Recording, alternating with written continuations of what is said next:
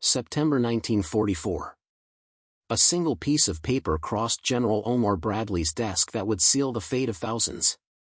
The order was clear, direct, and absolutely terrifying.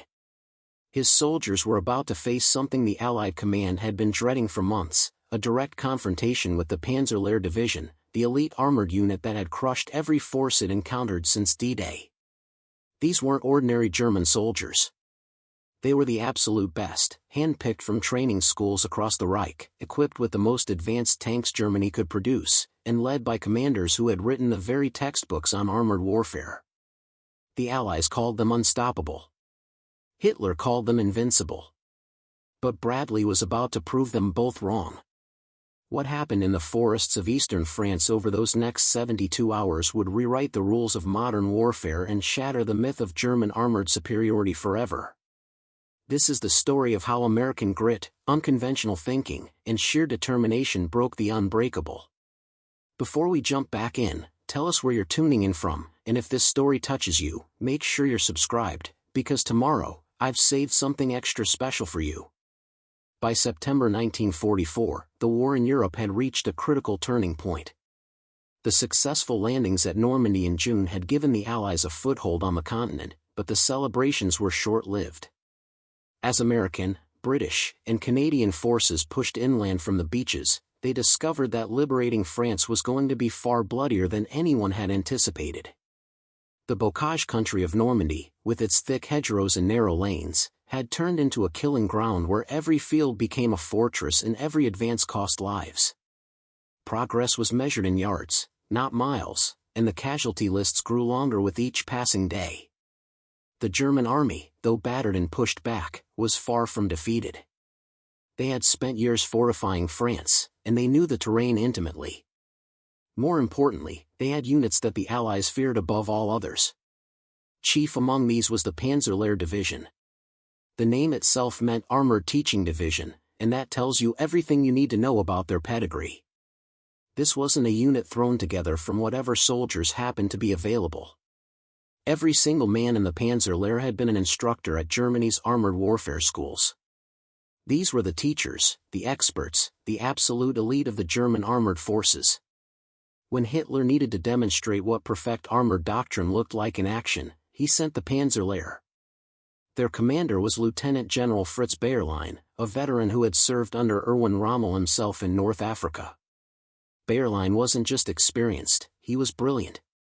He understood armored warfare at a level that few commanders on either side could match.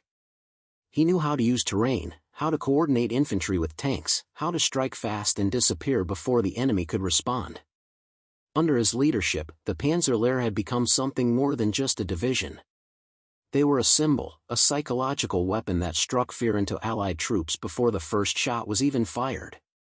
The division's equipment matched their reputation. While many German units by 1944 were making do with outdated or captured equipment, the Panzer Lehr rolled into battle with the newest and deadliest machines Germany could produce.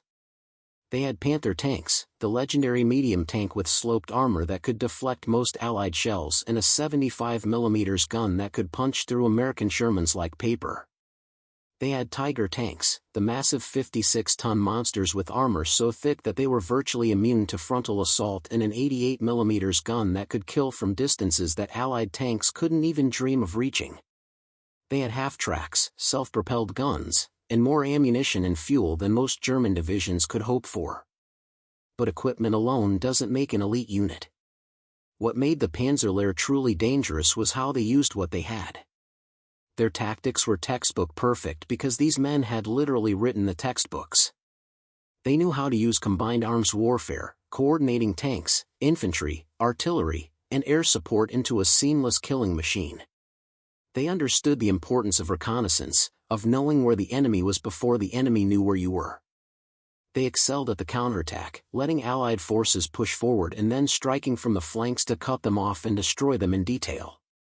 Since arriving in Normandy just after D-Day, the Panzer Lehr had lived up to their fearsome reputation. They had blunted American advances, destroyed entire battalions, and inflicted casualties that made even veteran commanders hesitate before ordering their men forward. Intelligence reports spoke of them with a mixture of respect and dread. Captured German soldiers from other units talked about the Panzer Lehr in almost mythical terms. American soldiers who had faced them and survived carried the psychological scars. There was a sense, never spoken but always present, that when the Panzer Lehr was in your sector, you were in for the fight of your life. General Omar Bradley understood this better than most. As commander of the 12th Army Group, he had overall responsibility for American ground forces in northern France. Bradley was not a flashy general. He didn't give inspiring speeches or pose for dramatic photographs. He was quiet, methodical, and absolutely ruthless when it came to accomplishing his mission. His soldiers called him the GI General because he genuinely cared about the men under his command and worked tirelessly to minimize casualties while maximizing results. But Bradley also understood that sometimes, to win a war, you had to take risks that would cost lives. And in September 1944, he was staring at a situation that demanded exactly that kind of decision. The strategic picture was becoming clearer every day. The Allies had broken out of Normandy in early August, and now they were racing across France. Paris had been liberated. The German army was in retreat. Preparing and narrating this story took us a lot of time, so if you are enjoying it, subscribe to our channel, it means a lot to us. Now back to the story. There was talk in some quarters that the war might be over by Christmas. But Bradley knew better. He could see what was happening. The Germans were falling back, yes, but they were falling back to prepared positions along their own border. They were shortening their supply lines while the Allies were stretching theirs to the breaking point.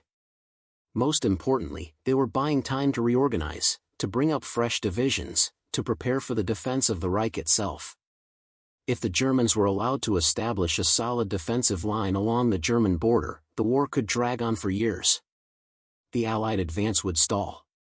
The advantage of momentum would be lost.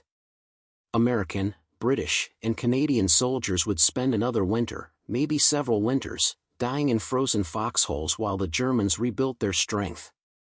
Bradley couldn't allow that to happen. The time to strike was now, while the German army was still off balance, still retreating, still vulnerable. But there was a problem. Actually, there were several problems, but one stood out above all the others. The Panzer Lehr Division had taken up positions directly in the path of the American advance. They weren't retreating. They were dug in, fortified, and waiting. Bradley's intelligence officers had confirmed it through reconnaissance flights, intercepted communications, and reports from French resistance fighters. The Panzer Lehr was planning to make a stand, to hold the line long enough for other German units to establish defensive positions further east. If they succeeded, the entire American advance could grind to a halt. Bradley faced a choice. He could try to go around the Panzer Lehr, seek another route of advance that would avoid direct confrontation with Germany's elite armored division. The problem with that approach was geography. The terrain in eastern France funneled advancing armies into relatively narrow corridors. There weren't many good routes that could support the kind of massive logistical effort required to keep an entire army group supplied and moving. Every alternate route meant delays, meant giving the Germans more time to prepare, meant potentially losing the war of momentum that was the Allies' greatest advantage. The other option was to go through the Panzer Lehr. To attack them head-on, to engage them in the kind of brutal, grinding battle that would cost American lives but might, if successful, shatter German morale and open the road to the Rhine. It was the kind of decision that kept commanders awake at night. Bradley knew that if he ordered the attack and it failed, if the Panzer Lehr destroyed his divisions the way they had destroyed so many others, the blame would fall squarely on his shoulders. Careers had been ended for less. But Bradley also knew that war wasn't about protecting your career. It was about winning, whatever the cost. He made his decision. The order went out to Major General Walton Walker, commander of the XX Corps. Walker's divisions would advance directly into the Panzer Lehr's positions. They would attack with everything they had. And they would not stop until either the German division was destroyed or the American advance was. There would be no half measures, no tentative probing attacks. This would be an all-out assault designed to overwhelm even the most elite defenders through sheer weight of numbers, firepower, and determination. Walker received the order with grim understanding. He knew what he was asking his men to do. The XX Corps had good units, veteran divisions that had fought their way across France and proven themselves in battle. But they weren't elite. They were regular American infantry and armor, the kind of units that made up the bulk of the Allied armies. Good soldiers, well-trained and well-equipped by the standards of any army in the world, but they weren't the elite of the elite. They were going up against men who were. The planning began immediately. Walker's staff worked around the clock to prepare for the assault. They studied maps, analyzed intelligence reports, and tried to figure out how to crack the Panzer Lehr's defenses. The German positions were strong. Wehrlein had chosen his ground well, selecting terrain that favored the defender and made attacking difficult. The Panzer Lehr had dug in along a series of low ridges that dominated the surrounding countryside. Their tanks were positioned in hull-down defensive positions, where only the turret was visible and the hull was protected by the terrain itself. This made them incredibly difficult to hit while giving them clear fields of fire across the approaches. The forests in the area provided additional cover for German infantry and anti-tank guns. The roads, what few there were, could be easily blocked and turned into kill zones. The Germans had laid minefields, strung barbed wire, and positioned artillery to deliver devastating fire on any attacking force. Every advantage of terrain and preparation belonged to the defenders. The Americans would have to attack uphill, across open ground, into prepared positions held by the best armored troops Germany had. It looked, on paper, like suicide. But Walker and his staff had some advantages of their own. The first was numbers. The XX Corps could bring far more men and machines to bear than the Panzer Lehr could field. The German division, for all its elite status, had been ground down by months of continuous combat. They had lost tanks, vehicles, and men that couldn't be easily replaced. They were still dangerous, still highly capable, but they weren't at full strength. Walker planned to use that against them, to attack on such a broad front and with such overwhelming force that even the Panzer Lehr's tactical brilliance couldn't compensate. The second advantage was air power. By September 1944, the Allies had achieved almost complete air superiority over northern France. The Luftwaffe, once the terror of the skies, was now a shadow of its former self. German fighters were rarely seen, and German ground attack aircraft were even rarer.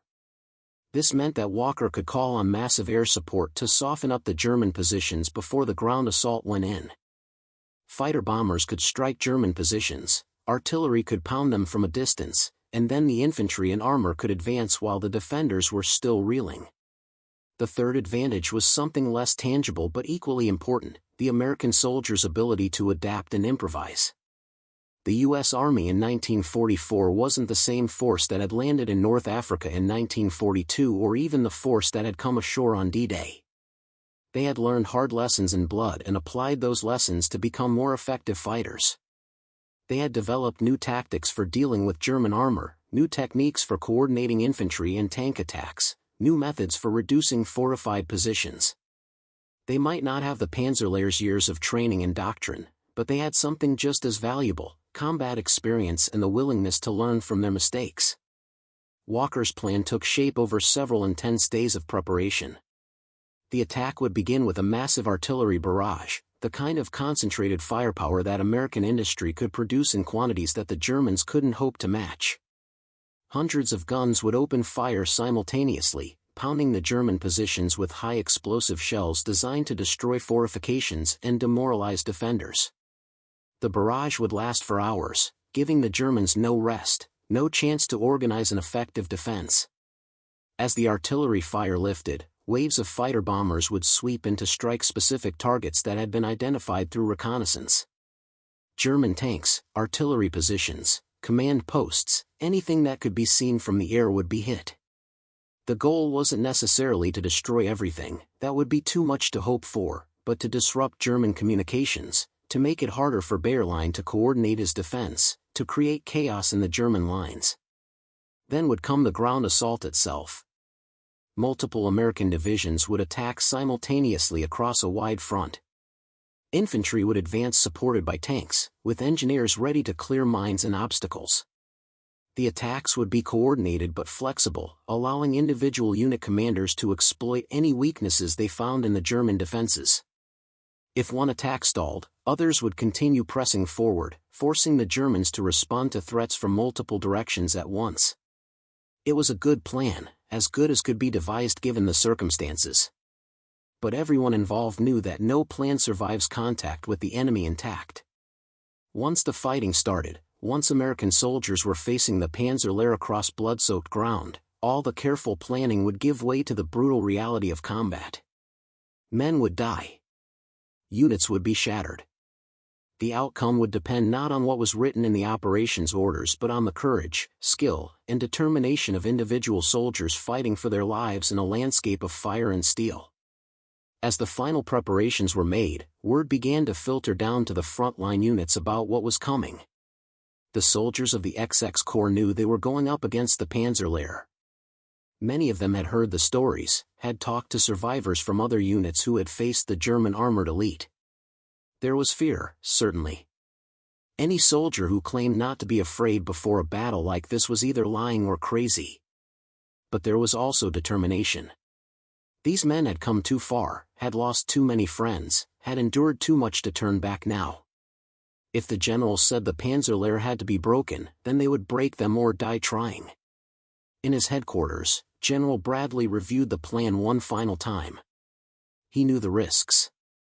He knew what failure would mean, both strategically and in terms of human cost.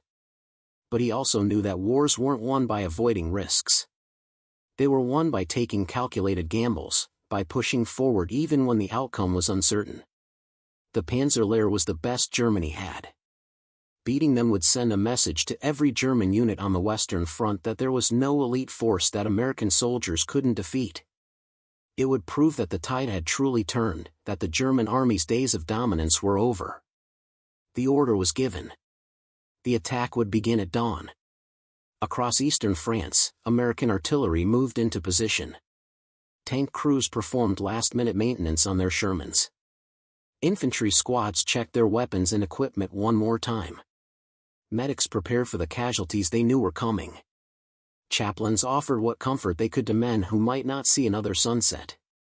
And in the German positions across the way, the soldiers of the Panzer Lehr Division settled into their foxholes and fighting positions, confident in their training, their equipment, and their ability to stop whatever the Americans threw at them. They had never been defeated. They saw no reason why that should change now. Neither side knew it yet, but they were about to participate in one of the most brutal and decisive engagements of the entire Western Front campaign. The next 72 hours would test both armies to their absolute limits and would ultimately prove that in modern warfare, there are no invincible divisions, only soldiers trying to survive and complete their mission in the face of unimaginable violence. The stage was set.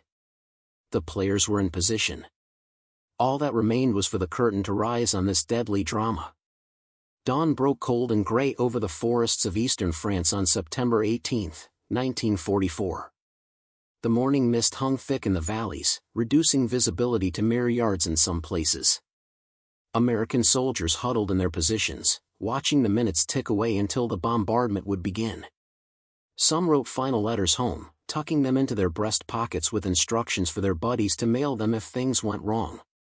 Others cleaned their rifles for the 10th time, checked their grenades, adjusted their helmets. A few tried to eat the K rations they had been issued, but most found their stomachs too tight with nervous anticipation to keep anything down. The waiting was always the worst part. At precisely 0530 hours, the world erupted in thunder. 400 American artillery pieces opened fire simultaneously, creating a wall of sounds so intense that men a mile away from the guns felt their chests vibrating from the concussion. The shells screamed overhead in waves, each one painting a brief arc of fire across the pre-dawn sky before plunging down onto the German positions.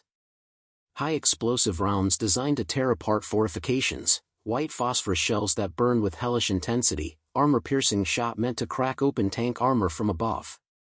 The barrage was relentless, methodical, devastating. In the German lines, the Panzer Lehr soldiers scrambled for whatever cover they could find. Veterans of the Eastern Front, Men who had survived Soviet artillery barrages that made this look like a Sunday picnic, pressed themselves into their dugouts and prayed that American aim would be off, that the shells would fall just a few meters to the left or right, that luck would see them through one more time.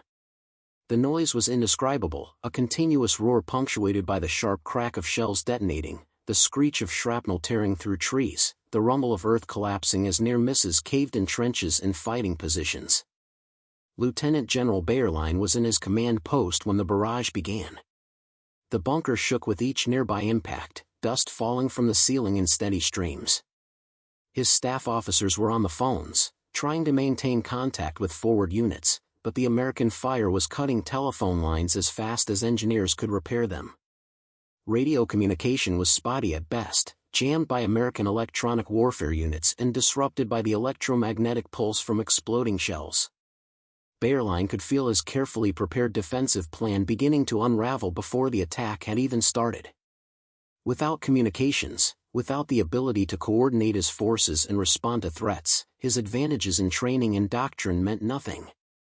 The artillery barrage continued for 90 minutes, far longer than most German commanders had experienced from the Americans. Usually, the Allies fired for 20 or 30 minutes before sending in their infantry, giving the defenders time to recover and man their positions. But this time, the shells kept coming. Wave after wave, battery after battery, firing in carefully orchestrated sequences that gave the Germans no rest and no opportunity to assess the damage or reorganize their defenses. It was psychological warfare as much as physical destruction, designed to exhaust and demoralize the defenders before the real fighting even began. When the artillery finally ceased, the sudden silence was almost as shocking as the noise had been. German soldiers cautiously emerged from their shelters, coughing from the dust and smoke that filled the air. The landscape had been transformed. Trees were shattered stumps, the ground was cratered and torn, fires burned in a dozen places where phosphorus shells had ignited vegetation. But the Panzer Lehr was still there, still combat effective. The Americans had hurt them, certainly. Some positions had taken direct hits and been obliterated. Some men were dead or wounded. But the core of the division remained intact, their tanks still operational, their guns still ready. That was when the aircraft came.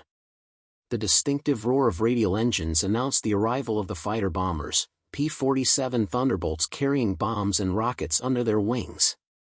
They came in low, skimming over the treetops, and the German soldiers who had just survived the artillery barrage now faced a new nightmare. The pilots had specific targets marked on their maps from reconnaissance photos taken days earlier. Tank positions, artillery emplacements, command bunkers. Each flight of Thunderbolts picked a target and dove, releasing their ordnance with practiced precision. The sound of a diving fighter bomber was distinctive, a rising scream that gave way to the whistling rush of falling bombs. German anti-aircraft crews frantically tried to track the fast-moving planes, their lighter guns spitting tracers into the sky. Here and there they scored hits, sending an American plane spiraling down in flames. But for every plane they hit, 3 more made it through to deliver their deadly cargo. 500-pound bombs detonated among carefully concealed tank positions, flipping 40-ton Panthers onto their sides like toys. Rockets streaked into command bunkers, collapsing them in showers of dirt and splintered timber. Bayerlein watched from his observation post as the air attack unfolded. He had seen this before, had experienced the overwhelming firepower that the Allies could bring to bear when they had air superiority. But knowing what was coming didn't make it any easier to endure. He could see the smoke rising from multiple positions across his defensive line. He knew that with each explosion, he was losing tanks and guns that he couldn't replace, that his division was being ground down before the infantry attack had even begun. The Americans were trying to batter them into submission through sheer weight of firepower, and the terrible truth was that it might work. The air attack lasted another 45 minutes, waves of fighter bombers striking in rotation while others flew back to rearm and refuel. By the time the last plane pulled up and headed west, the German positions were wreathed in smoke and flame. Ammunition dumps had been hit and were cooking off in spectacular explosions. Fuel stores were burning, sending up columns of thick black smoke that could be seen for miles. The carefully prepared defensive line that Bayerlein had established was now a chaotic landscape of destruction where coordination and control had broken down into isolated pockets of resistance. And then, through the smoke and dust, came the American ground forces. Infantry and armor advancing together, just as the doctrine called for. The Sherman tanks moved forward in groups, supporting each other and watching for German anti-tank guns. Behind them came the infantry, using the tanks as mobile cover and ready to deal with any threats the armor couldn't handle. It wasn't fancy or elegant, but it was effective. This was American combined arms warfare at its most basic and most deadly. The German defenders opened fire as soon as the Americans came into range. Machine guns chattered from concealed positions, cutting down exposed infantry. Anti-tank guns barked, their armor-piercing rounds punching through Sherman frontal armor at ranges where the American tanks couldn't effectively return fire. Mortar teams dropped rounds among the advancing infantry, creating fountains of dirt and shrapnel. The Panzer Lehr might have been battered by the preliminary bombardment, but they were still the elite, still dangerous, still capable of making the Americans pay dearly for every yard of ground. The lead American units took heavy casualties almost immediately. Entire squads were cut down by machine gun fire. Tanks brewed up, their crews frantically bailing out as ammunition inside cooked off. The advance faltered as men sought whatever cover they could find and officers shouted orders that were barely audible over the din of battle. For a moment, it looked like the attack might stall completely, that the Panzer Lehr's defenses would hold despite everything the Americans had thrown at them. But then something happened that Bayerlein hadn't anticipated. Instead of pulling back in the face of murderous fire, the American units adapted. Tank commanders identified the German anti-tank positions by their muzzle flashes and called in artillery to suppress them. Infantry squads used smoke grenades to obscure their advance, moving forward in short rushes that gave the German machine gunners less time to acquire targets. Combat engineers moved up under fire to clear mines and obstacles, opening paths for the armor to exploit. It wasn't textbook perfect, but it was effective improvisation born of hard experience. The fighting devolved into a brutal close-quarters struggle that neither side had really wanted. American infantry closed with German positions, clearing them with grenades and rifle fire. Sherman tanks maneuvered to get flank shots on German Panthers that were superior in a frontal engagement but vulnerable from the side. German infantry counterattacked to retake lost positions, only to be driven back by overwhelming American firepower. The battle line became fluid, chaotic, a savage melee where the careful plans of both commanders meant nothing and survival depended on the courage and skill of individual soldiers. Staff Sergeant James Morrison commanded a tank platoon in one of the lead American units. His Sherman had already taken 2 hits that had failed to penetrate, leaving deep scars in the armor that would have killed them all if the German gunner's aim had been just slightly better.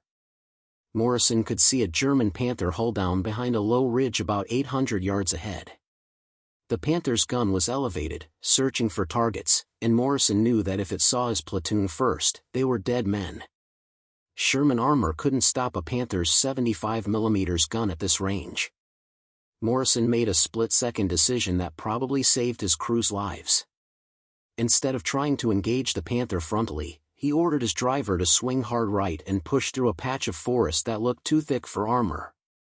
The Sherman crashed through the undergrowth, branches scraping against the hull, the driver unable to see anything but relying entirely on Morrison's directions from the commander's cupola.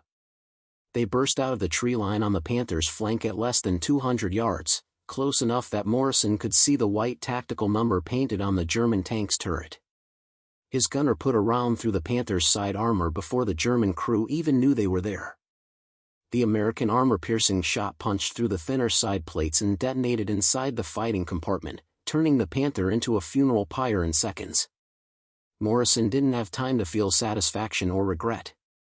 2 more German tanks were visible further up the slope, and his platoon was now exposed and vulnerable. He radioed for support and pulled back into the tree line, using the forest as cover while he figured out his next move. All along the line, similar small unit actions were playing out. American squad leaders making tactical decisions that would have been reserved for company commanders in peacetime, adapting to the situation faster than the Germans could respond. This was the advantage that training doctrine couldn't account for, the flexibility and initiative that American non-commissioned officers brought to the battlefield. The Panzer Lehr fought by the book because the book had always worked before. The Americans were writing a new book as they went, learning from each engagement and applying those lessons immediately. By midday, the American advance had punched several holes in the German defensive line. They weren't deep penetrations, not yet, but they were there. More importantly, they forced Wehrlein to commit his reserves to plug the gaps, taking away his ability to mass his forces for a decisive counterattack. The German general could see what was happening. The Americans were using their numerical superiority to attack everywhere at once, forcing him to defend everywhere at once, spreading his elite division too thin to be truly effective anywhere. The afternoon brought renewed American pressure. Fresh divisions moved up to exploit the morning's gains while the units that had borne the brunt of the initial fighting pulled back to rest and rearm. This ability to rotate units, to maintain constant pressure without exhausting any single formation, was another advantage that numbers brought. The Panzer Lehr had no such luxury. Every man and every tank was committed to the defense, and there was no one to relieve them, no fresh troops to take over their positions. As the sun began to set on that first day, both sides took stock of the situation. The Americans had gained ground, several miles in some sectors, but at a terrible cost. Hundreds of men were dead or wounded. Dozens of tanks had been knocked out. Medical units were overwhelmed with casualties. But the attack was succeeding, slowly and bloodily, but succeeding. The Panzer Lehr line was bending. In his command post, Wehrlein reviewed reports from his subordinate commanders. The news was universally grim. Ammunition stocks were running low. Several key positions had been overrun. Communications remained spotty at best. His division had inflicted heavy casualties on the Americans, but they had taken heavy casualties themselves, and unlike the Americans, they had no replacements to call on. The strategic mathematics were simple and brutal. He could hurt the Americans, could make them pay for every meter of ground, but he couldn't stop them. Not forever. Not with what he had available. That night, under cover of darkness, both sides tried to improve their positions. American engineers worked to clear paths through minefields and repair damaged roads so that supplies and reinforcements could move forward. German work parties dragged wounded back to aid stations and moved ammunition forward to positions that were running low. Patrols from both sides prowled the no man's land between the lines, trying to gather intelligence and probe for weaknesses. The second day began much like the first. Another artillery barrage, though shorter this time as American ammunition stocks were starting to feel the strain of days of heavy firing. Another air attack, though the fighter-bombers focused on interdiction now, trying to prevent German reinforcements from reaching the battlefield rather than hitting frontline positions. And then another grinding infantry and armor assault that pushed forward meter by bloody meter. The fighting on the second day, if anything, was more intense than the first. The Panzer Lehr knew that their position was becoming untenable, that if they didn't stop the American advance soon, they would be surrounded and destroyed. They fought with the desperation of men who understood that this might be their last battle. German tank commanders took risks they wouldn't have considered the day before, exposing themselves to get better shots. Infantry counterattacked repeatedly, trying to retake lost ground even when the tactical situation made such attacks suicidal. The Americans, sensing that the German defense was beginning to crack, pushed harder. Units that should have been pulled back for rest were kept in line because their commanders could see victory within reach. Artillery batteries fired until their gun tubes were so hot that paint was burning off the barrels. Tank crews fought their Shermans until they ran out of ammunition, then pulled back just long enough to rearm before diving back into the fight.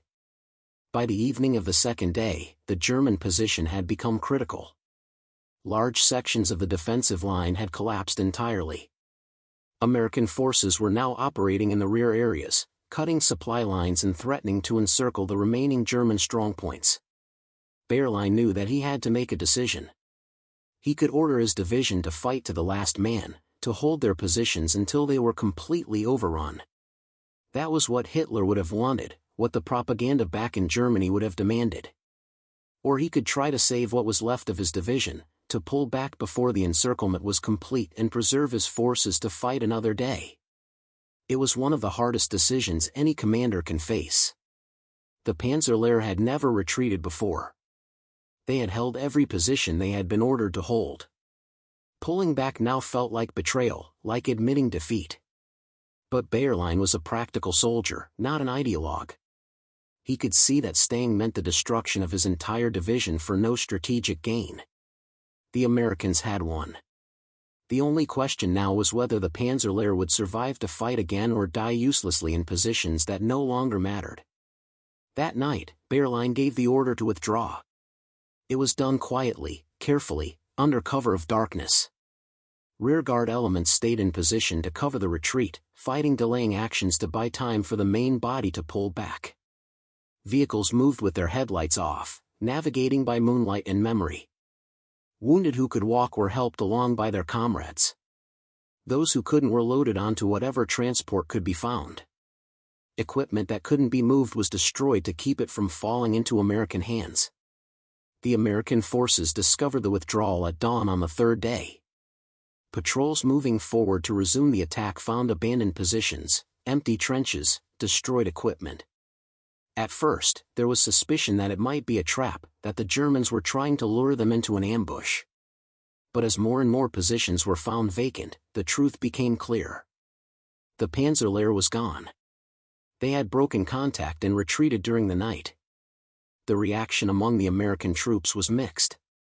Relief that they wouldn't have to face another day of brutal combat. Satisfaction that they had achieved their objective. But also a kind of hollow feeling, an awareness of what the victory had cost. The casualty lists were staggering. Entire companies had been reduced to platoon strength. The tank battalions that had started the battle with full rosters now counted their operational vehicles in single digits.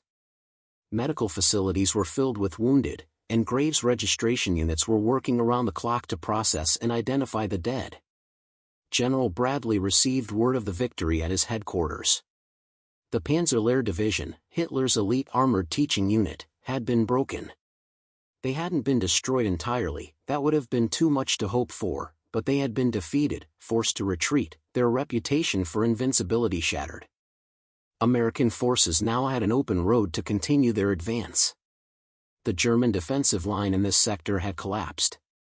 Strategically, it was exactly what Bradley had hoped to achieve. But the cost?